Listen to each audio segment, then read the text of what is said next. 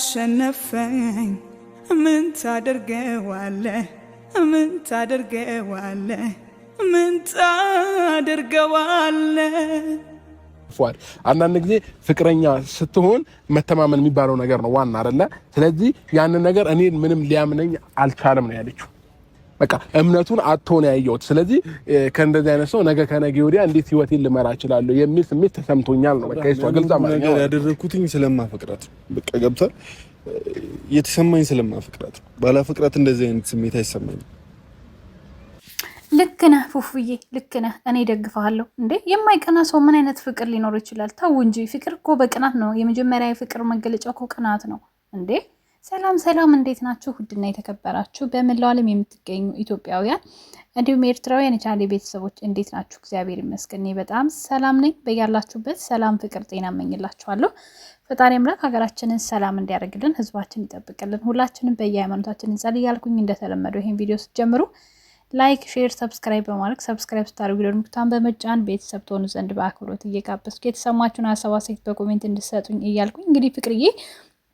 በጣም ስንጠብቃት ነበረ በጉጉት ናፍቃን ነበረ ያው ዛሬ ብቅ ብላለናለች በሚገርም ሁኔታ ደግሞ የመጣችሁ ከአብርሽ ጋር በመሆኑ ደስ ብሎኛል ያው አብርሽ እንዴት ደስ አለሽ ካላችሁኝ ይህን ቪዲዮ ከሰሞኑ ነግሬያችሁ ነበረ አብርሽ ፍቅርና ፉፉን ያስታርቃል ካልመጣ ግን ሊያስታርቅ ካልሞከረ ግን አንላቀቅም ብያችሁ ነበር ማለት ነው ምክንያቱም ስቴፑ እንደዚህ ስለሚሄድ ማለት ነው ለማንኛውም ዛሬ በፉፉ ቻናል ነበር የጠበቅኩትኝ ነገር ግን ያው እንግዲህ በፉፉ አለቀቁም ቀጣዩን ደግሞ በፉፉ ይለቀቃል ማለት ነው ጠብቁ ዞሮ አብርሽ ግዴታ የጠበቅነውን ነገር ግዴታውን ነው የተወጣው በያስባለው ነገር ግን ሩታ መኖር ነበረባት ምክንያቱም የነሱን ህይወት ፍቅር እንደዚህ ለጊዜው ቢረበሽም የነሱን ህይወት ያዳነቻላቸው ፍቅር እስከሆነች ድረስ አብረው መገኘት ነበረባቸው ማለት ነው አብርሽ ብቻውን መታገል አልነበረበትም ሲቀጥል ደግሞ ብዙዎቻችሁ ከአብርሽ ቤት አብርሽን አይቼን የመጣሁት ምናምን ያላችሁ ያላዘናችሁ አንዳንድ ኮሜንቶችን ለማየት ሞክሬያለሁ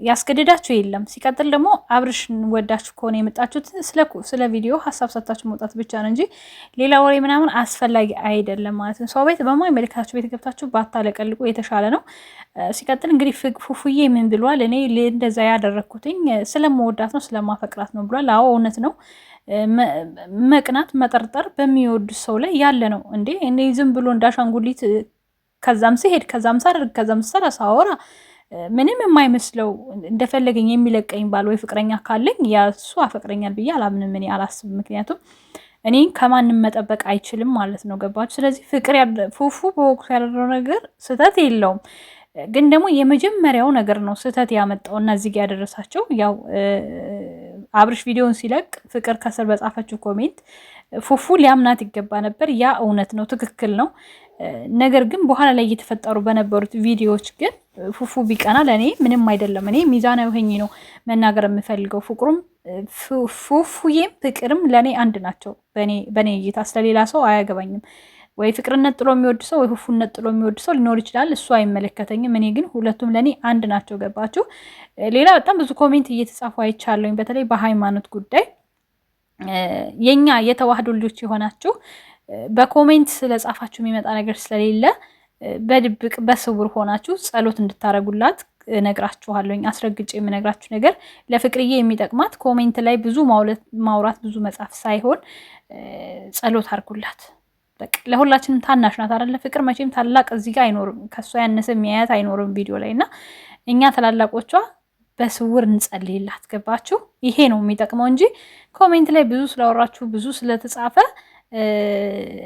ሃይማኖታችሁን ወደዳችሁ ወይም ደግሞ እሷን ወደ ሃይማኖቷ እንድትጠነክር አደረጋችኋት ማለት አይደለም በስውር አስቧት በስውር ጸሎት አድርጉላት በቃ ይሄ ነው ልላችሁ የምችለው ምክንያቱም በጣም ልጆቹን በጣም እየተወዛገቡ ነው በተለይ አሁን ላይ በዚህ ነገር ውስጥ ብዙ ነገሮችን እያዩ ነው ብዬ አስባለሁኝ የፉፉ ደጋፊ ተብለው በሃይማኖታቸው የሚመጡት ስለ ፉፉ ሌላ ይጽፋሉ አንተ ምን ከዚች ጋር ምን አስቀመጠ የፍቅር ብለው ደግሞ የሚመጡት ፍቅርን እንደዚህ ልጆቹ በመካከል ቤት ሰንጣቃ እንጨት ውስጥ ነው እየገቡ ያሉት ማለት ነው ገባችሁ የፍቅር ውሳኔ ትክክል ነው ብላችሁ ልትሉ ትችላላችሁ አሁን የዛሬው ነገር ግን ትክክል የሚሆነው ምን ቢሆን ነበረ በዚህ ጸብ ሳይሆን በሃይማኖታቸው ተለያይተው ቢሆን ነበረ ትክክል ነው ብዬ እኔ ማምነው ማለት ነው ምክንያቱም ትክክለኛ አንተም ሃይማኖት ሌላ ስለሆነ እኔም ሃይማኖት ሌላ ስለሆነ በየሃይማኖታችን የራሳችን ህይወት እንጀምር ብለው ቢሆን ኖሮ ለእኔ ትክክል ነው ላለሁኝ። ግን በዚህ ጸብ በማይረባ በትንሽ ነገር ተነስቶ የመጣ ጭቅጭቅ ለህይወት መለያየት ያበቃል ብዬ ስለማላስብ ነው። ይህ የራሴ እምነትና አስተሳሰብ ነው ማለት ነው።